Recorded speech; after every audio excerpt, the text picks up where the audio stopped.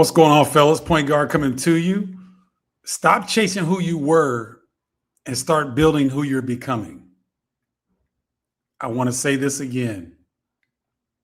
Stop chasing who you were and start building who you're becoming. What's going on, guys? I'm your man, Stephen Bardo. If this is your first time, I'm a former professional basketball player turned college basketball and NBA television commentator for the last 25 years. And I've recently relocated to Mexico, and I'm helping Black men over 50 relocate to the country of their dreams, like I have down here in Playa del Carmen, Mexico. My mission, guys, is to help Black men figure out these, the logistics, but also we're going to talk a little bit today about identity. Okay. And, I've structured my life in a way that I took the last 8 days off. I didn't really post. I wasn't doing a lot, wasn't sending out emails because I wanted to take the time around my birthday to spend time with my family. And it was amazing that I got these breakthroughs around the business when I wasn't working, And so I want to share these things with you this afternoon. And those of you who are coming on to watch this on the replay. Welcome to the next chapter forward. I'm your point guard, Stephen Bardo. Point guard, championship leader, sovereign Black man. Sovereign Black man. I want to repeat that because that's a phrase that sovereignty and sovereign Black men that we need to seek. Okay. All right. So over the week, guys, over the last week, my alma mater, the University of Illinois, made it to the Final Four in Indianapolis. And to give you a little background, my dad played college basketball. My brother played college basketball. My sister played college basketball as well as me. And so our family, we would go to Final Fours over the years and go and watch the games, but just use it as a family vacation because we're just a hoop family. Okay. And so the fact that my alma mater, the University of Illinois, made the Final Four this year, I would have been there. I normally would be there. I'd be there working.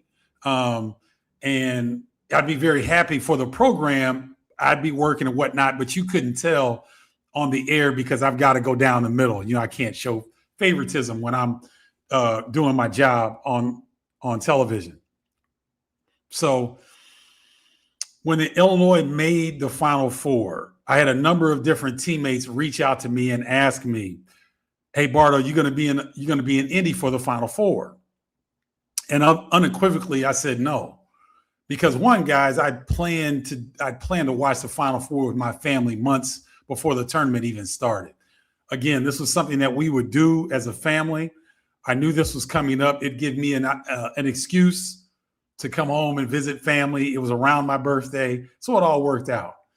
And so, but I was having some feelings, guys. I'm not going to front. Should I go? Should I be there? All my not all, but a lot of my teammates and a lot of the guys that we call brothers, the brotherhood that is University of Illinois basketball, a lot of the guys were there. And so I'm getting pictures and calls, and these guys are having a blast.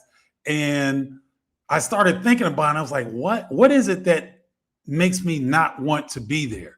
I would have loved to have joined my teammates. I would have loved to be in that camaraderie situation because that's one of the best things from my professional career and just playing basketball over the 50 plus years that I did.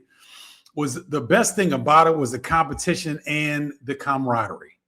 The competition because you just wanted to bust somebody's ass, but the camaraderie of going through a system with your guys, with your fellas, with your boys. You know what I'm saying? And so I was missing on that. But what I came to a realization, guys, that this right here, I didn't go to the Final Four, and I don't regret it because of the man I'm becoming. Doesn't need to be recognized for who I used to be. And that's powerful, guys. Read that, and I'm going to say it again. I didn't go, not because I didn't want to see my former teammates and my brotherhood. I did. I didn't want to get stopped on the street and ask, "Oh, Bardo, what happened to you? Where are you this year? We missed you. Oh, what do you think is going to happen here? Oh, I loved your team. Oh, listen, the University of Illinois Fighting Illini has the best fan base in the country, one of the best, but I think it's the best. And so they're rabid fans, and this is the type of fan base that you want when, one, you're a player like I was, and two, you're a broadcaster like I used to be, right? Fans fuel the game, okay? And so it's not that I don't necessarily didn't want to be around the fans. I didn't want to be stopped. Like my youngest son, when we were in Chicago, and we would go out somewhere to eat, we'd go hang out.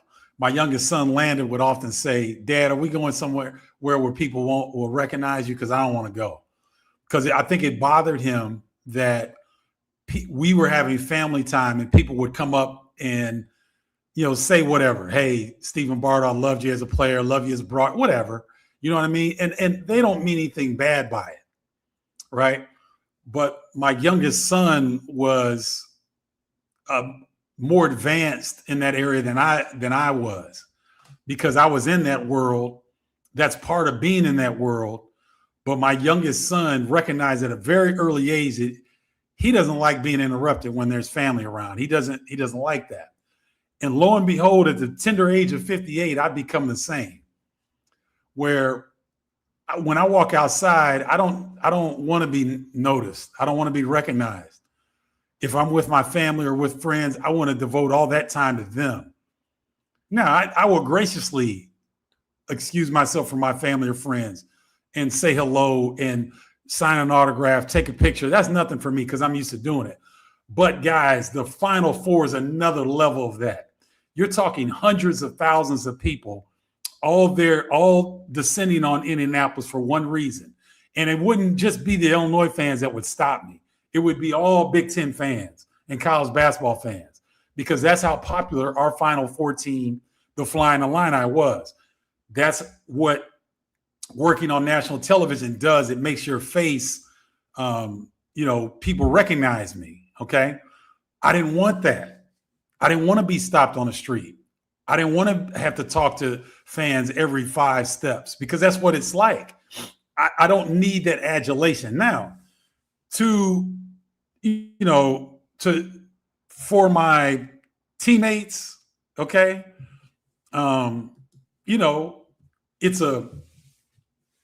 it's almost like a drug. And some of my teammates, they need that high. They need to be recognized. They need the adulation. They need that soothing, that reassurance from fans that, yes, you are still great. Yes, we love you because you're on this team. I get that. I don't need that. I don't know that I ever needed it, fellas, but I really don't need it now, because this year off, this is roughly today. I'm checking it. Oh, today is 1 year that I've been in Playa del Carmen, Mexico. So over this past year, guys, I have really done a lot of growing. I'm redeveloping who I am and what my identity is. And yes, I'm the point guard that ran the Final Four team, the Flying Illini. Yes, I was Big Ten Defensive Player of the Year. Yes, I was an all Big Ten guard. Yes, I was drafted in the second round to the Atlanta Hawks in the 1990 draft. Yes, I played 10 years of professional basketball. And yes, I've been on national television for the last before this year, for 25 years, calling college basketball and NBA games. But that's not who I am anymore. I'm a sovereign black man that helps other black men over 50 find the country of their dreams and desires. That's who I am right now. Okay? That's my identity. And so what used to serve me doesn't serve me anymore. What identity, guys, are you holding on to? Put it in the comments. Is there something that you're holding on to that is keeping you from making the transition to relocate? Is there an identity that you're clinging to that may be holding you back from being more open-minded about what needs to take place for you to make this jump? Are other people around you, are they holding an identity for you that you in turn internalize, that's blocking your efforts to live your best life? Guys, I'm going to tell you something, and I'm not going to front. There have been days where I've freaked out. It's like, damn, bro, what are you going to do for money? How are you going to make money? Like, and I'm good on money. I'm fine. I'm not where I would want to be, but I'm more than good. Trust me on that. Very blessed with the opportunities and very happy with the decisions I made to put myself in this position. But you got to remember, guys, I mean, I'm on a lot of network. I used to be on a lot of networks. And it was a very lucrative career. I made a lot of money. And so I'm sitting here in Mexico and I'm watching my money go, I'm spending my money because I got to live. And I'm watching it and I'm thinking, these old thoughts of scarcity would come in like, damn, bro, you threw away a career you could have worked on for another 10, 15 years.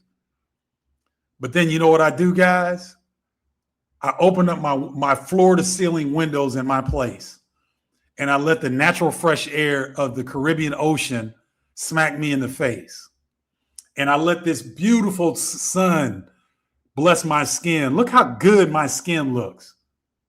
Yeah, and I'm not bragging. You guys can see it. You see how good my skin looks? There were 4 people that told me over the time that I was back home, like, wow, man, your skin really looks rich. You're almost glowing, right? So when I was in that scarcity mentality, or I was trying to think about that identity, like, oh no, I'm a broadcaster. I can't, damn, bro, why did you throw your career away? And then I got out in the sun. I got around these very warm, friendly people. I'm eating this clean food. I said good afternoon to a police officer yesterday that had an M80. He was on police business. He was on his stuff, guys. But I walked past and I said buenas tardes, and he said buenas tardes, buen dia. Now he's working with a M80. He's holding an M80. There was something going on in that area, right? But I took time to speak to that police officer. He spoke back to me. I flirted with female police officers here in Playa del Carmen, and they're cordial, right? So, guys, when we get caught up in this capitalism and this American way of doing things, and oh, you got to have this much money, and oh, this identity is great, and it's bullshit. It's all bullshit, guys. It's smoke and mirrors. Because you know what matters? Your health. You know what else matters? Your family and friends. You know what else matters? How you feel about yourself. All those trump any kind of money or identity or any kind of BS that capitalism pushes. Because, guys, I'm so much better now. My central nervous system continues to heal. I don't respond as quickly to negativity as I used to. I take time and I rest. Guys, rest is revolutionary. There is no space in capitalism for rest. So when you take proper rest, guys, that's revolutionary. Rest is revolutionary. Okay? It's hard to rest in the United States. If you're on that grind and you've got a mortgage, you got 2 car notes, you've got insurance, you're taking care of kids, you're taking care of your wife, you might be taking care of parents, you might be taking care of nieces and nephews. Put in the comments if any of you guys are dealing with this. You're the backbone for a whole community. And nothing in that community, nothing in your existence tells you, go ahead, black man, you can rest. I know you've been breaking your back. I know you've been sacrificing. I know your nerves are shot. I know you get nervous when you're driving back and forth to work and a police officer pulls behind you. Go ahead, brother, and take some rest. You all never told that, but rest is revolutionary. Okay? That's an important piece, guys, because here's the thing. if we're made in the image of God, right? That supposedly and I believe this, but I'm just saying to you in a discussion, I'm not trying to preach here, just saying if we're made in the image of God, then we have God-like abilities. What does that look like? That looks like me. On the outside, it looks like Stephen Bardo abruptly leaves the United States and throws away a very lucrative television career. He's gone crazy. Oh, he's running away. I've had people tell me that I'm running away from the United States. Okay, and it's my life. Why do if I don't want to stay and fight racism and white supremacy and all that? Why am I wrong? I've had white people tell me this, guys. Oh, you're a traitor. A traitor? That flaming white racist that got me removed off a flight? I need to work with him and the likes of him to do what? Man, double barrels to that. I'm a sovereign black man. I'm seeking sovereignty, and I'm helping other black men seek that sovereignty. Okay? All right. So these are the things that came to me as I was resting and enjoying my family. It's like, wow, that's why I didn't want to go to the Final Four, because my identity has changed. I don't identify with that. Yes, that's a part of who I am, but that's not my main identity anymore. Okay? I want you guys to think about that. Do things that used to bring you pleasure and joy, do they bore you now? Or do you repel from that? You see what I'm saying? Because guys, you have got to peep this. The real relocation is internal before it's international. Your relocation efforts, if you are interested in leaving the United States and relocating to a country of your dreams that fits you better, it's in here, and it's in here in your chest. It's in your head, it's in your chest. It's got to be internal before you can get international, okay? All right. Now, I also figured out that, when I first left last year, I was like, man, screw the States. I'm not coming back. And in this year, I've been back 4 times, okay? So what I figured out and it was a time when I was driving to another town with my dad, and I can't tell you exactly what we were talking about, but the feeling of having my 86-year-old father, who is sharp as a tack. I mean, he has lost nothing mentally. He walks 3 to 4 miles a day, 5 days a week. He's a beast, bro. He eats clean. He's a beast. My mom, 83 years old, had a scare. We thought we were going to lose her a few years back, and she has rebounded amazingly. What else? Spending time with them is my first priority, and an extension to my family, my 2 sons, my nieces and nephews, my brother and sister. There is no better time that I could spend. And it was reinforced when I was at home. I don't know how much time I'm going to have with my parents. They're in their 80s, upper 80s, right? And so, we have to cherish these moments. That was something else that really stood out to me. Like, every 4 months, I need to see my parents. And that's what I'm going to do. Every 4 months, I'm going to spend time with my parents and family and friends, because that's the most important thing to me. My faith is important, but my family is more important. And I know that people may say, man, that's kind of weird. No, it's not weird. Me and my creator, we have an ongoing relationship. I speak to my creator every day, and I might be walking down the street. I'd be like, thank you, creator, because something good happens. Or please bless them, creator, because I can see something's going on that may turn out poorly. right? But my family, an extension of my friends, is the most important thing to me. And so I've been able to create create an architecture around my life that aligns with the most important things to me, which are my family, my faith, my health, my self-development, me assisting Black men in relocating. These are the things that are most important to me. And I've been able to create a life that is aligned with those. And I'm wanting to do the same for you. I'm extending myself. So hopefully Next Chapter Forward can be the vehicle that you all utilize to get to your next place, because I want your skin looking as good as mine. I want you feeling as confidently about yourself as I am about me right now. And the fact that my alma mater got to the Final Four and I didn't go, and I was really having some emotional tug and war before I went back home, because I was like, man, I should probably go, but I don't want to go. And like, what is it that I don't want? And I figured it out. I didn't want that adulation.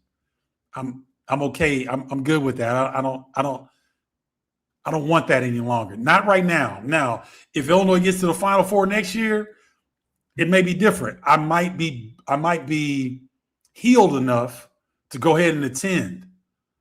Okay, in the future, I might be able to attend. But but every single time that situation comes up, I'm going to ask myself, Stephen Dean, how are you feeling about this? Right? Okay. So here's what I was basically saying. These are the most important aspects to me. And this is what sovereignty looks like, guys. Obviously, yours will be different. But I want to encourage you that I am an example. I'm only a few steps ahead of you guys. I'm an example for you to follow. So for me, I learn better following other people. I always read autobiographies. I'm not a fiction reader. I like to follow success. I like to study success. Success leaves breadcrumbs, and I'm trying to scoop them all up, right? So if you guys are like me and you learn best through other people and their experiences and knowledge, please type Free Throw 15 in the comments if you want a one-on-one with yours truly, right? You can type Free Throw 15 in the comments, or you can copy and paste this URL. It will take you to a page. You can schedule your own 15 minutes with me, and I look forward to speaking with you. Also, and I've got these pinned in the comments, guys. Get your Global Scouting Report today. All right. It's pinned in the comments. This and the Free Throw 15 link are pinned in the comments. All right. Well, let me let that roll. Let me see what you guys are talking about. A Boogie, what's going on, bro? Let's see what A Boogie's talking about. Good point. I bumped into Larry Johnson, grandmama, a few weeks ago in NYC. I said, hey, LJ, and he kept walking. He was by himself. I don't speak to celebrities, and maybe he was going through something. Yeah, man, it's tough, A Boogie, because a guy like Grandmama, everybody, especially in New York, everybody knows him. And like you're saying, he might be going through something. You know what I mean? Because everything that I've heard, I've only met him a couple times. He was cool to me, but the people that I know that know him speak highly of him. So he might have been going through something, but it's all good. What's up, Charles? Good to see you, man. Yes. Now, Charles, people grow and are supposed to evolve over time. That doesn't necessarily happen. I have a lot of examples of guys who were my teammates, former classmates, people I grew up with. They grew physically, but they didn't evolve. So I think that is something that we think is natural, and it is like a natural evolution. It doesn't. Guys don't necessarily come out of their old identities, especially when they're as strong as being a college basketball player. That's an extremely unique identity. and it brings a different level of adulation, a different level of exposure and notoriety that a lot of people can't handle. Even guys that go through it, they have a difficult time when they finish playing college basketball because some of them dreamed of playing professionally and they didn't do it. So they're depressed about that. Some of them have put so much into being a college basketball player that they didn't get their degree. And so now that they're finished playing, they've used up their eligibility, but they didn't get the degree. So now their options are limited. And so, guys, I'll share something with you. College basketball programs do a piss poor job of supporting their former players. If you didn't get your degree, that's on you. Okay.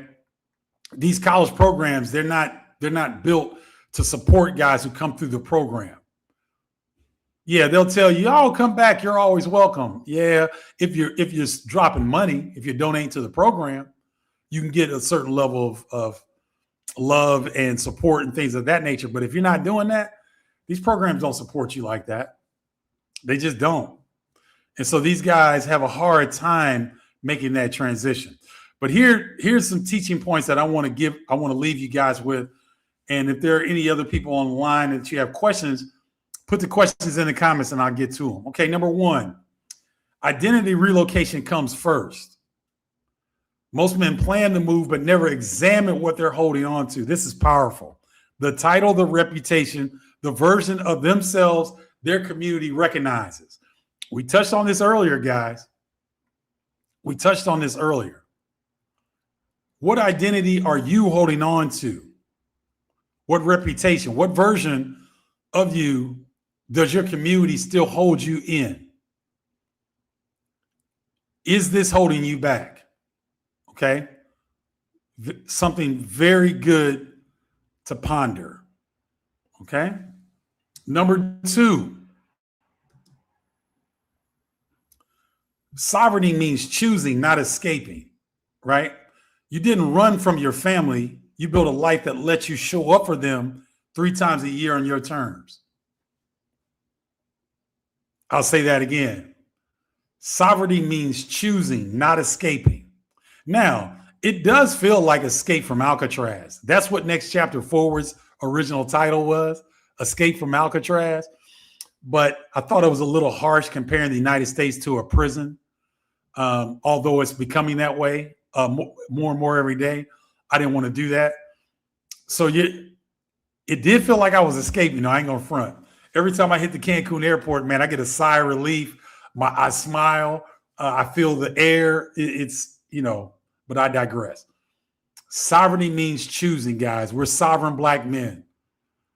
You're stepping out on faith and making the decision to be sovereign. You're no longer controlled by your job. You're no longer controlled by your family even. Because our family guys are some of the worst people. If you're not in a loving, healthy family situation, family can be the worst. Family can be the worst in terms of holding you to an identity that you may be trying to shed. You may be trying to grow. They don't want you to grow. They're not comfortable with you growing. They want you where they are. And when you grow and you become better, then it shines a light on them on what they're not doing with their lives. Okay? Sovereignty. All right. Number 3, clarity requires stillness. Guys, I got my biggest insight from a week of stepping back, not grinding harder. That's the lesson that Black men over 50, we just don't get told. Remember I said earlier in this live show that there's nobody in our communities that's encouraging us to rest. So great example. My ex-wife used to drive me crazy with this. Okay. So the bills were always paid. Crib, we had a fat crib, bills were paid, all that, right? And I'd go out Friday or Saturday night, go out with my buddies. We're hanging out, drinking, doing whatever. And, I'm wanting to sleep in because the bed I paid for, the house we're all in, the food in the refrigerator, I'm paying for everything. But my ex-wife, didn't like me sleeping in and would play music, like loud ass music, when I'm trying to, rest a little bit. So my own wife at the time didn't want me to rest. Now, that's something in her background. I never identified it, but it was something that would really piss me off. Right. But she would do it. And so I don't know if it was unconscious for her, but guys, that's the norm in our community. People expecting Herculean efforts from us. And when we rest, it made her feel a certain way. When I would rest, it made her feel a certain way. And I never understood that. So guys, you're going to have to create some place to have clarity and stillness, because you don't get the breakthroughs by like this, on the grind, on the treadmill. Got to go here, got to go here. You can't, our godlike qualities, they can't be accessed in chaos. They can't be accessed when you're grinding. The only time your godlike qualities can be accessed is through stillness. Clarity comes through stillness and quiet and rest. You don't get that from grinding, okay? So those are three very important things that we need to consider when we're looking at making this relocation a reality, okay? Okay, let me see what else. Yes, A Boogie, it was insane. Now, that wasn't the reason we got divorced, but it didn't help. You know what I mean? It didn't help. And now if I was a deadbeat dad, if I didn't love and nourish and cherish my children, which I do, and she even admitted to when we were breaking up, she said, "You're a wonderful father. You're a terrible husband." And I said, I'll take that. I'll take that because we weren't equally yoked. But it was insane, A Boogie, that, I was a man of means. I was what Kevin Samuels called a high value man, right? But I couldn't get an hour or two of extra rest. And that's not to demean my ex-wife. I don't want you all to think that way, because we're mad cool now. But it was a recognition of the Black community having a hard time with Black men getting adequate rest. Okay. So yes, it was very, very insane. Let me take this off. Okay. Well, guys, that's it for the teaching portion of what we're doing today here on Next Chapter Forward. The two comments that are starred, the Global Scouting Report. If you haven't done so, go get your Global Scouting Report. It's really easy, guys. It's 8 questions. It takes 2 minutes, and you get a really cool score of your readiness to relocate. You're either a planner, dreamer, packer, or you're ready to relocate. There's 4 different things that you can score to. So I'm interested in seeing how you guys score this. Okay. And you could go to the Free Throw 15 link. You can schedule a free 15-minute call with me. I love these calls, guys. I get on these calls and I learn so much from you. You guys are giving me information that's helping me build out more information to give back to the community of Black men. Okay. So these calls are really important, not only for you, but for me as well, because one, I want to develop this community of Black men over 50. I have it here in Playa right now. Matter of fact, we're going to Frank's rooftop building to do our weekly dinner. And it's a potluck. We're all bringing something. I'm bringing tamales. Okay. I want this Black men's group to expand, and I want it to be global, because the guys in our group, a couple of them have already left. One is in Dominican Republic. So we got a brother in the DR now. We're going to have a couple brothers in Thailand. And so we're going to get these brothers around the world to where now we have a network of brothers that if one of my clients is going to Thailand, I'm going to get on the horn and hit up Earl and be like, "Earl, I got a brother coming for you." Earl will know what to do. He'll know what to ask. He'll know where to point you in the right direction. We're developing this now with Next Chapter Forward. So I want you all to be a part of this. If this interests you, get your Global Scouting Report or type Free Throw 15 in the comments or go to that link in the starred Free Throw 15 here. Go there and get that link. All right. Ray Knowles, good to see you again. Thanks for tuning in. Sometimes you have to let go and let grow. Uh-oh. Wait a minute. Ray Knowles, can I use that? Sometimes you have to let go and let grow. Oh, and let grown-ups figure out their own journey. Yeah. Great call. And it's, you know what, Ray Knowles, the more that I let go, the better my life becomes. So you're exactly right. The more stuff that used to bother me, a lot of that stuff doesn't bother me anymore. And I'm a better man as a result. Okay. So guys, I really appreciate you. A Boogie, Charles D 479, Ray Knowles, you guys are very consistent. I salute you and thank you for supporting Next Chapter Forward. Can we get on a call, guys? And I'll go longer than 15 minutes. 15 minutes is just, these are marketing things, guys. It's a lot easier to say, get on a call, we'll just talk. No, 15 minutes gives people urgency. There's a sense of urgency. We get on the phone, we talk, I figure out where it is that you're looking for, what your financial situation is, what your health situation is. Are you solo? Are you with the family? What countries are you interested in? What's the lifestyle you're looking for? We go through all these things on that 15-minute call. So if that interests you, go ahead and get that. When you get your Global Scouting Report, you are added to the Next Chapter Forward email list where I send out, I try to do about 2 or 3 a week. And it's very, very helpful. Okay. So thank you, gentlemen. I appreciate you. You have a great rest of your week. If you have any questions, please reach out to me. You can put a comment in here. If you're watching the replay, put a comment in. I come back and I answer those as quickly as possible. Okay, guys. Thank you so much for tuning in. Have a great rest of your week. And until next time, holla, y'all.